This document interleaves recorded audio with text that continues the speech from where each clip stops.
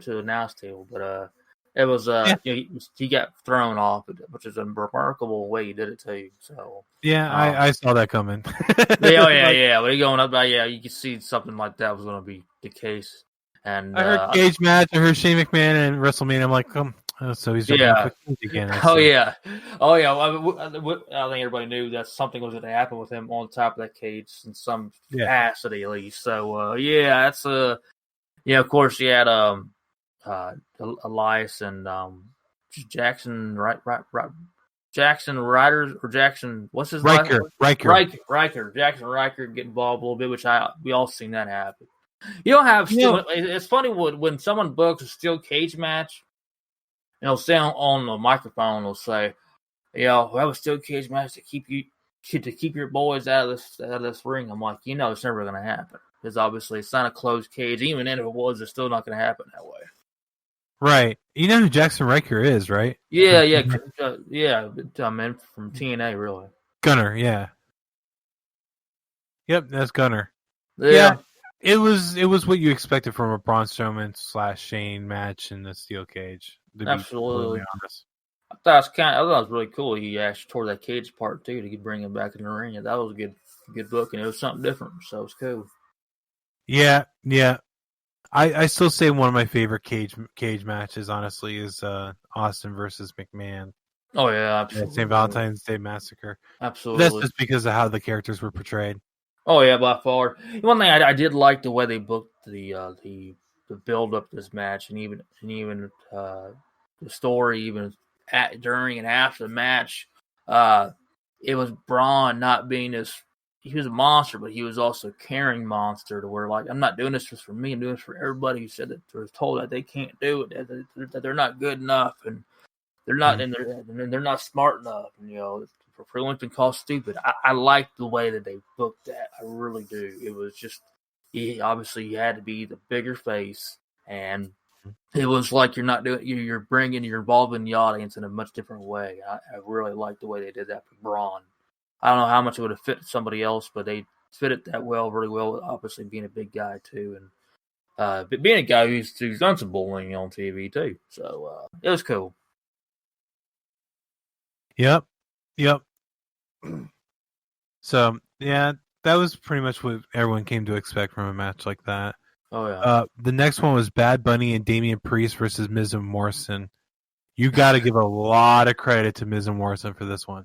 Absolutely, I do. I give also some credit as they've been talking with Bad Bunny. He showed some good stuff in the ring, and obviously Miz and Morrison did obviously their part very well. Bad Bunny, he showed up. Wasn't expecting him to do exactly what he did in the ring and even outside the ring. So I give him credit too. He showed something that you don't see very much ever really from celebrities outside of wrestling. So that was a really cool. I was not expecting much of a match, honestly. I was not expecting it. To me, it appeared better on paper as far as your celebrity gimmick. We need this to promote our company more and so forth, so on. But I was kind of a little more impressed. Yeah, and what they said is that because he actually had to care for as a fan, he actually took the time to get trained and everything else beforehand. And I mean, he did pull out a Canadian Destroyer. And it made it look good. And Miz and Morrison sold it completely. So, I mean, there's a positive too. It's one of those, there's a few matches in here, and I will put this up there as one of those where it was just meant to be entertainment, no other thing. It was just it's one of those like one-offs where you don't really expect much, but you know kind of how it's going to end, and you just kind of have to sit there and enjoy it. Yeah, I mean, it was not the match I was looking forward to, really, honestly, to tell anybody that, wasn't big on a whole lot. If anything, it just,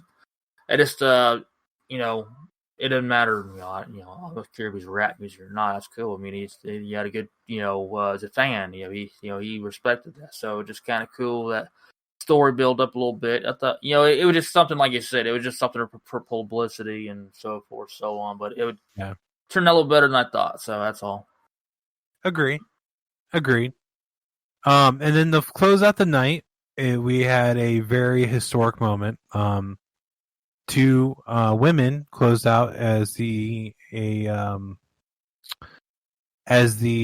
event to WrestleMania, and two women of color in that as well, with Bianca Belair versus Sasha Banks for the women's SmackDown Women's title. Bianca came away with it, and if you look at the welt that Sasha got on her side from the hair whip, like, oof, I cringed at that. It was a pretty damn good match, and it was. What's been showing up on social media is legitimately Sasha smiling. Yeah, I saw Bianca winning. So I mean, it's good that they have that kind of support, and yeah, we all know that it's not. I just watched the Broken Skull session, so now I'm going to still call Steve Austin-ism. We all know it's kind of like a dance. They have to work as dance partners and things like that, but they are competitive because at the same time, the title does come with more money when you're holding the title because you have to do more appearances and things like that.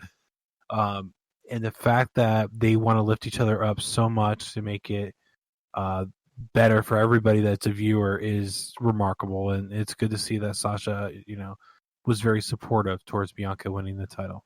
Absolutely. Bianca damn near cried. Oh yeah, before and after the match. I mean, she did cry a little bit, obviously after the match, especially, but she got choked up, which I totally understood and respected that. I mean, like, you look at, obviously, you already know where I'm going to come from in this, but it's like a lot of people would. But it's just, here you are, you worked your ass off for so long, you're standing in the middle of the ring, and you know where you're at. You're at WrestleMania, wrestling for the title, but not only that, but you're wrestling in the main event match. I mean, that's how it doesn't get any bigger than that. Obviously, some people are would say, well, the big is bigger when you close out the entire end of the show, as far as the end of WrestleMania. But like, you're main eventing a WrestleMania. It's like, right. Well, there's not one or not two, but it's like, of course that'd bring on emotions. She's still young in that business too, young and inside of WWE. And so I'm like, I totally respect that. It's it got me emotional too a little bit too. But that match is great. It really was. They really brought it so well. They told a great story so much. Honestly, in different ways. I'm gonna go on record to say this. I was more emotionally involved and invested in that title match than any of all three title matches, the world title matches, honestly. Oh, sorry, 4, but even with Asuka, we'll get to that in here in a few minutes. But yeah, that was probably where I was most invested. That was between Bianca and Sasha more than anything else. As it's world title matches I'm talking about.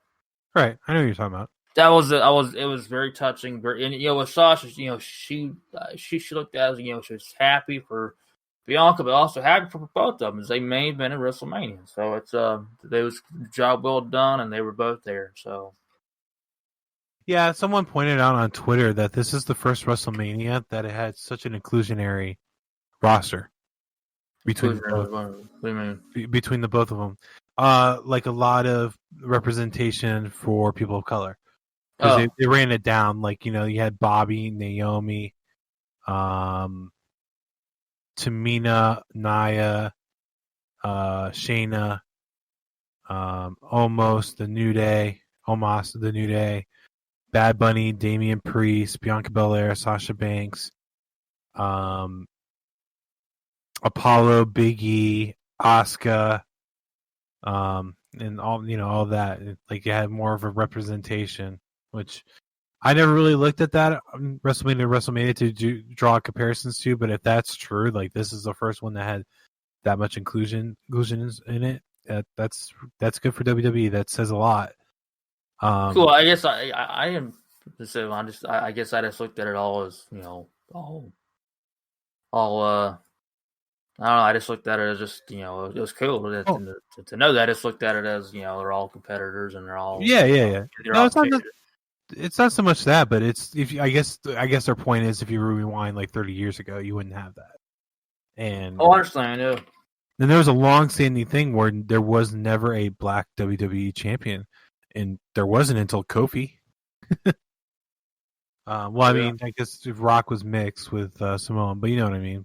Full black. So, yeah, full black with Kofi and now Bobby. As far as being a world champion in WWE. Yeah, that's what I mean. If you count NWA, you have to count for Ron Simmons. So, yeah. Either way, moving on to night 2, they started out with Randy Orton and The Fiend. The Fiend got revamped using his demon power, I guess you were going to call it. Demon power brought him back to the old mask, thankfully, because I prefer the old mask anyway. And of course, like I said, Randy Orton kind of made fun of Mandy Rose going down the ramp slowly, and then you had the Fiend come out and essentially a giant Jack in the Box, which, not gonna lie, I totally dug that. I thought it was a cool little thing. And I thought it was it was really cool because obviously she's been having that Jack in the Box in her hand for a little while now, and it told its own story there. Anything to do with the Fiend, there's something behind. There's usually more to what you're looking at, and right, his character, and that's the way Bray Wyatt, or Wyatt Rotunda, the man behind it all. He has that kind of brain. right. The brains behind it. Honestly, I was thinking about it during WrestleMania, and do I know personally who's doing it at all? No, we can sit there and say Wyatt, Bray Wyatt. I can call by his real name by his real name or his wrestling name, whatever. But he has a lot to do with this. Obviously, you can see that. But obviously, I'm not sure what any of the bookers, any of the writers are really doing with him. I don't think it's obviously. I really highly doubt much on McMahon's got a whole lot of brains behind it. Honestly, nothing personal against him. He's a smart guy, but I think it goes beyond your usual booking. Right. So that's what I'm saying. I think this is more Bray Wyatt's hands on the, it's more his pulse than anything else. So, I think and this kind of comes from watching the Broken Skull session. I think Bray kind of approaches Vince as like, "Hey, this is what I want to do," and he just kind of either gives the okay or might want to tweak it a little bit, but that's it. I might be giving Bray a lot of credit that I shouldn't, but I come with a thought that he probably was just like, this mask is not working. Is it cool if we go back to the old one? And I think he got the okay for that. But either way, this match was not the end of the story. It actually left with more questions than answers. Oh yeah, by far. The big rumor that I'm seeing now on social media is now that they're going to start pushing the fact that Alexa is taken over by Sister Abigail, which is why she had the blood or whatever that is coming down her face and everything during the match. You got it. WWE does a little bit of hokiness, and if you're okay with watching that, definitely watch it because it will be interesting. There's nothing really else I could say about that. Other than on Twitter, Randy Orton said he had to pay $20,000 for his family to be ringside for his WrestleMania appearance. Interesting. $20,000. Why do you have to pay $20,000 to have his family? He had to pay $20,000. He put it on Twitter. I don't doubt it with how much the tickets cost, to be honest with you. Well, I figured since you're going to invite your family, why not just have him? I figured he would, in his status, it was just free ticket. I'd have figured. So here's my theory, and this is kind of taking into consideration the whole what's going on. Normally speaking, WWE would take in a lot of money for WrestleMania, but they couldn't pack the stadium, so they probably look, we're already taking a loss. We can't really give you tickets, so if you want to have them here, pay for the tickets. I hear you. I'm not totally disagreeing with him. This to me, just like he's being who he is. I don't know. Maybe it all depends on how many family members he's having ringside. He's going to have his wife and 5 kids or something like that. I don't know. Yeah, his wife and 5 kids. It was that's what he said. $20,000 for his wife and 5 kids. Oh, that's just hard to imagine them. But anyways, whatever it is. But this match. Yeah. It's more, like I said, questions and answers. It wasn't bad, just more or less, it is what it was. How about that? Yeah. There's just a lot of questions. I don't, Randy Orton's probably done with that storyline, most likely. Now we're gonna find out more.